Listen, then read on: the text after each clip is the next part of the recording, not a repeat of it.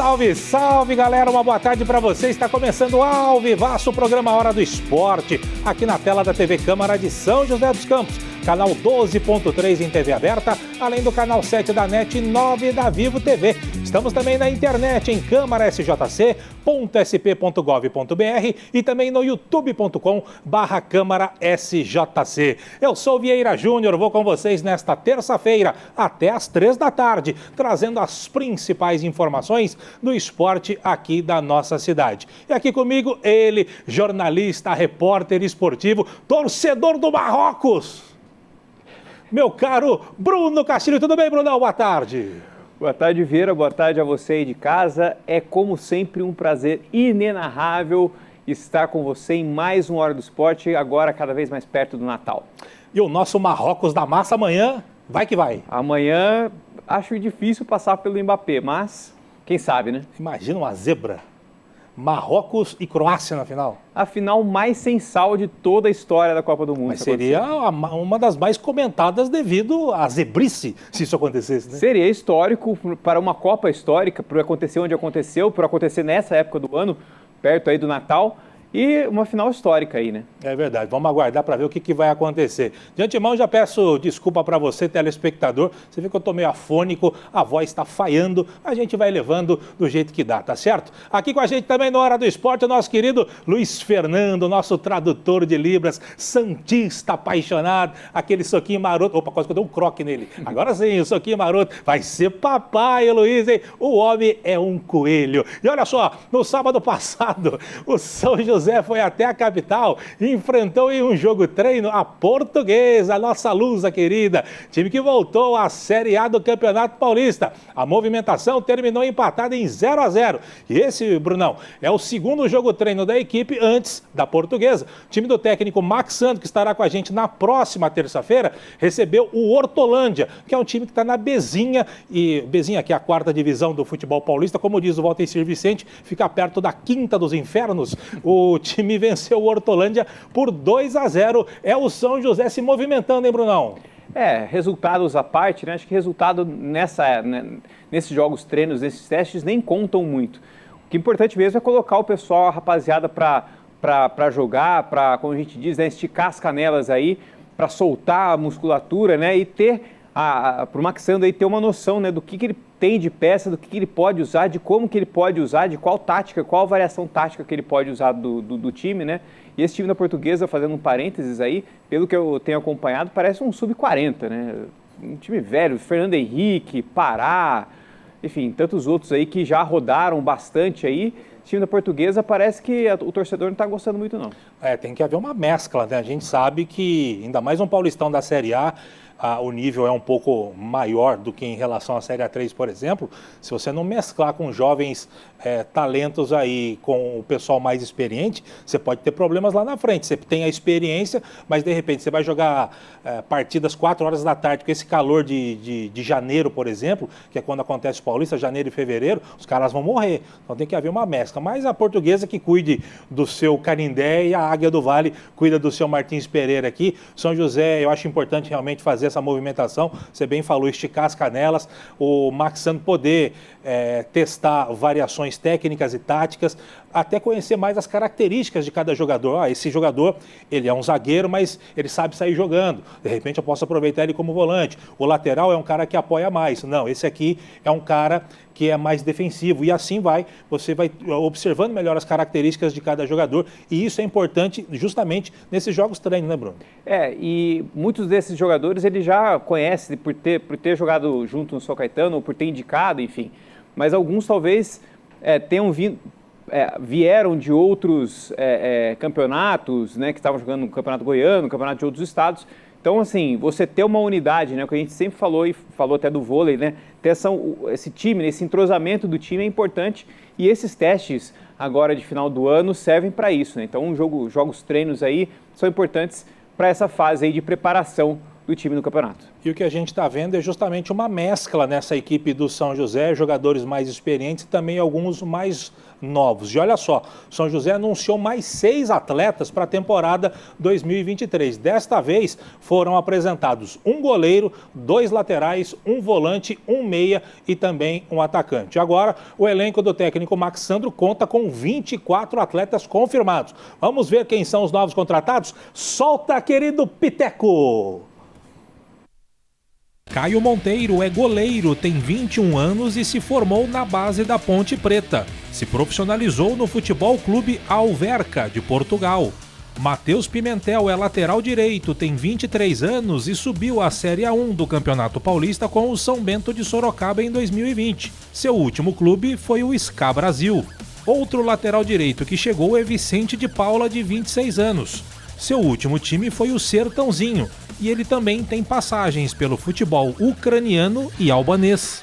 Felipe Ferreira é zagueiro e tem 25 anos. Ele subiu à Série C do Campeonato Brasileiro com o Ituano em 2019 e também para a elite do Paulista em 2020 pelo São Bento de Sorocaba. Seu último clube foi a Portuguesa do Rio de Janeiro.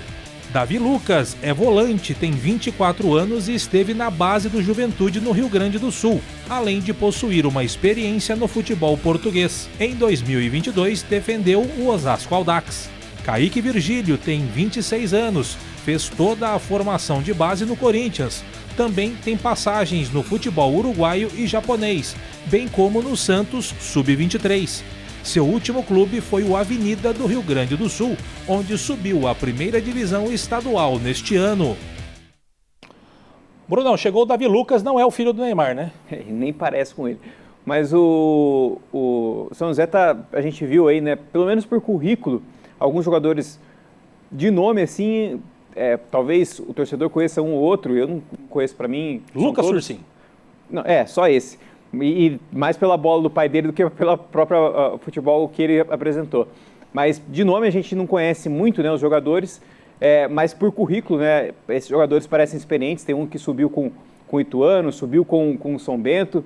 Então são jogadores que têm acessos, que é importante aí para esse tipo de campeonato da Série A3, que é o campeonato mais pegado, né, que não tem às vezes muita técnica, que é mais na raça mesmo. Então é importante ter essa experiência. Pois é, sorte para o São José, para o técnico Max Sandro. Repito, na próxima terça-feira, Max Sandro será o entrevistado, o convidado do nosso Hora do Esporte, próxima terça-feira, tá certo? Brunão, mudando de assunto, olha só, mais de 1.000 alunos vinculados à modalidade Taekwondo da DAEC, que é a Divisão de Atividades Esportivas e Comunitárias, que frequentam as aulas nas unidades esportivas da Prefeitura de São José dos Campos, participaram neste último final de semana de uma programação super especial. O Complexo Esportivo do Teatrão na Vila Industrial recebeu no último sábado o Festival de Taekwondo com o objetivo de promover a integração com alunos de outras unidades esportivas como forma de estímulo à competição das categorias de base. E no domingo aconteceu o tradicional exame de troca de faixas, reunindo aproximadamente 600 atletas dos 22 núcleos de Taekwondo localizados em todas as regiões da cidade. O objetivo do evento é o de promover a evolução dos alunos e estimular a busca do conhecimento e aperfeiçoar os golpes e movimentos praticados pelos jovens durante as aulas. A novidade deste ano foi a participação dos alunos inseridos no programa Escola Ativa da Secretaria de Educação e Cidadania. Cerca de 350 crianças e adolescentes de 18 núcleos também participaram do exame de troca de faixas, Brunão. Legal ver a garotada aí iniciando no esporte, né, se movimentando bastante. Parabéns para os lutadores aí de Taekwondo. O Taekwondo, que é uma referência aqui em São José dos Campos, a gente tem medalhista, a gente tem... Ô, louco, Piteco, decide. O detalhe é o seu, o Piteco está lá nos botões mágicos, grande Piteco. Dedos ágeis. Dedos ágeis. Ele está com a máscara na mão, né? Ele está parecendo o Batman na mão, né? O nosso querido Piteco. Mas o detalhe é o seguinte, o Taekwondo sempre dando frutos aqui para São José dos Campos. Tivemos campeões recentemente, internacionalmente. Então, parabéns para a molecada e um evento como esse, grandioso, troca de faixa, molecadinha, um estimulando o outro. É muito bacana, parabéns pela iniciativa da Prefeitura e botar lá no Teatrão, que é bem bacana. É legal essa garotada praticar um esporte, né? Sim. sempre muito bom o esporte estar vinculado aí com a vida das crianças. E o legal é que as artes marciais também dá bastante disciplina. Todo esporte dá, mas principalmente as artes marciais dá muita disciplina para a molecada. Isso é muito bacana, tá certo? Olha só, a gente vai para o primeiro intervalo de hoje aqui no nosso Hora do Esporte, rapidinho. É 1 minutinho e meio só, a gente está de volta, não sai daí.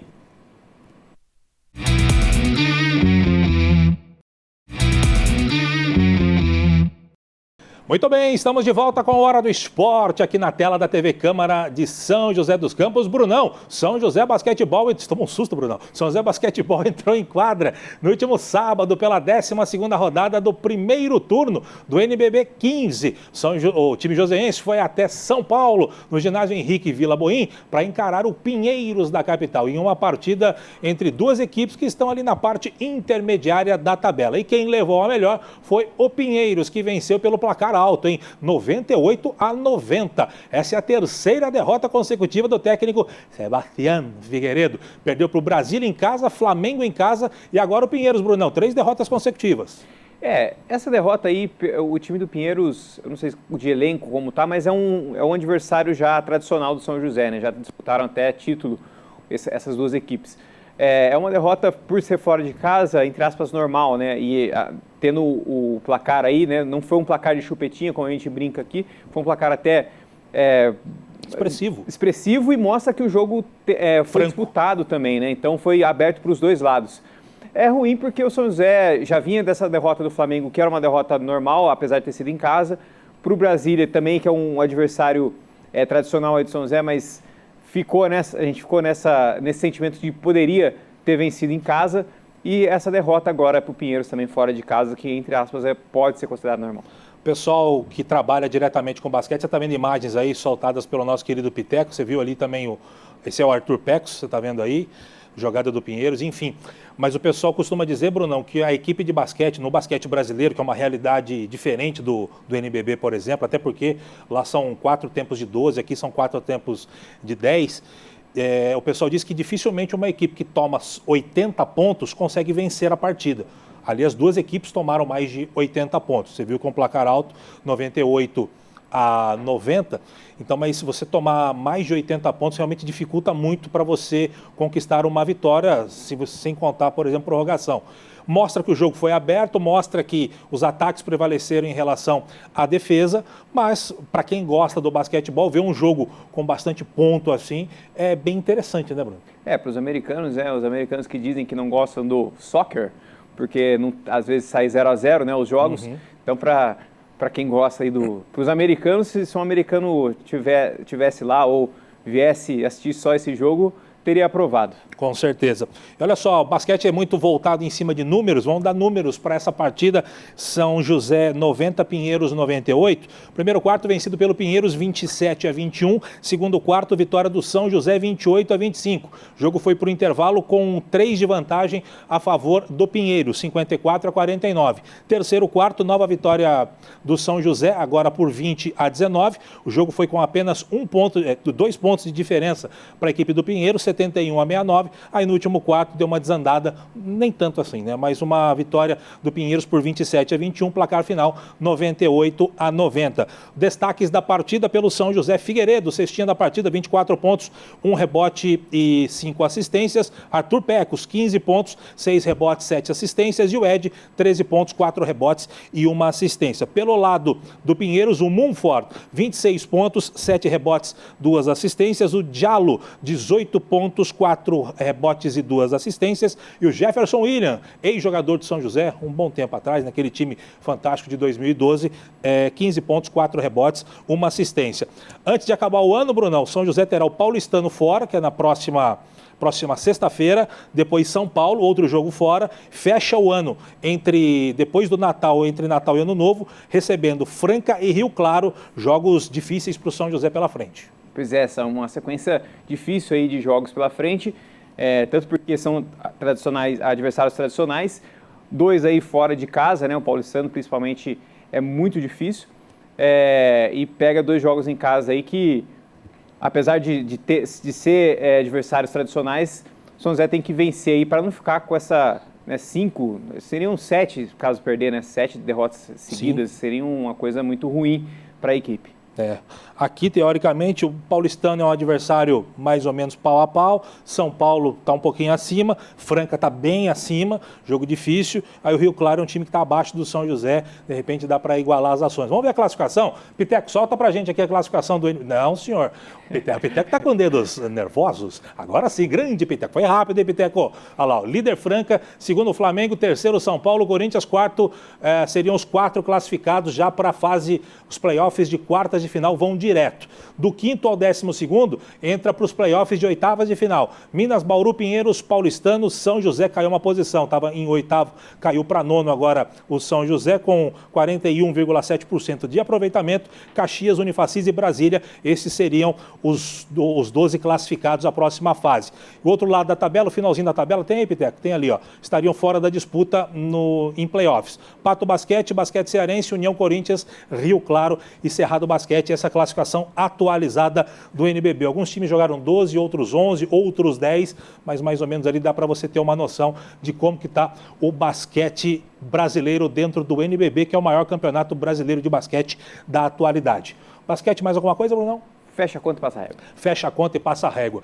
Mudando de assunto, a informação não para, o tempo urge. Olha só, os Jogos Escolares 2022 movimentaram alunos da rede municipal entre os meses de junho e novembro, com mais de 15.500 participantes de 49 escolas em mais de 1.500 partidas disputadas em diversos espaços esportivos da cidade. Foram 10 modalidades em disputa: futsal, handball, basquete, vôlei, atletismo, badminton, tênis de mesa, damas, xadrez e queimada. Agora as escolas se preparam para a premiação, que acontecerá amanhã. O troféu de campeão dos Jogos Escolares 2022 será entregue em cerimônia no Paço Municipal. A escola Professor Hélio Augusto de Souza, do Jardim Valparaíba, foi a grande vencedora desta edição, com 228 pontos conquistados. Em segundo, a escola Leonor Pereira Nunes Galvão, com 156 pontos. Em terceiro, a escola Luzia Levina Aparecida Borges,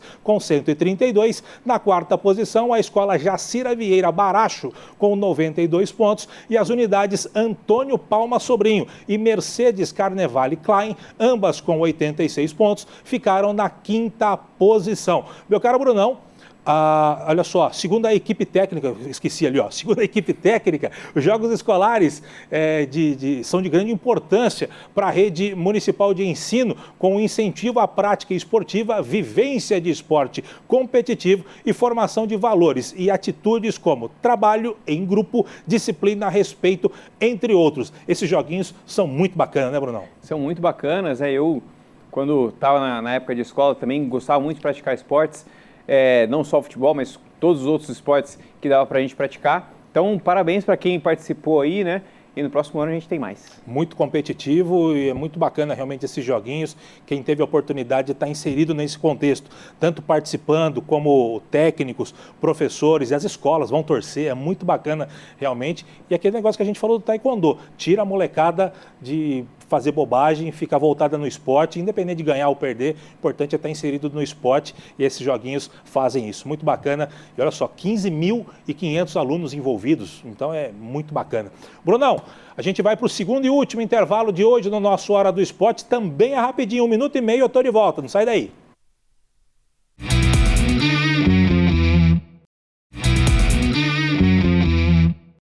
Muito bem, estamos de volta para falar agora do nosso bolão do Hora do Esporte. Que beleza, hein? Beleza nada. O Brasil foi eliminado na última sexta-feira para a Croácia e deu fim ao nosso bolão. Eram só 3 minutos, era só segurar 3 minutos. Obviamente que ninguém colocou resultado de empate. O Piteco colocou a derrota do Brasil. O Piteco está lá nos botões mágicos.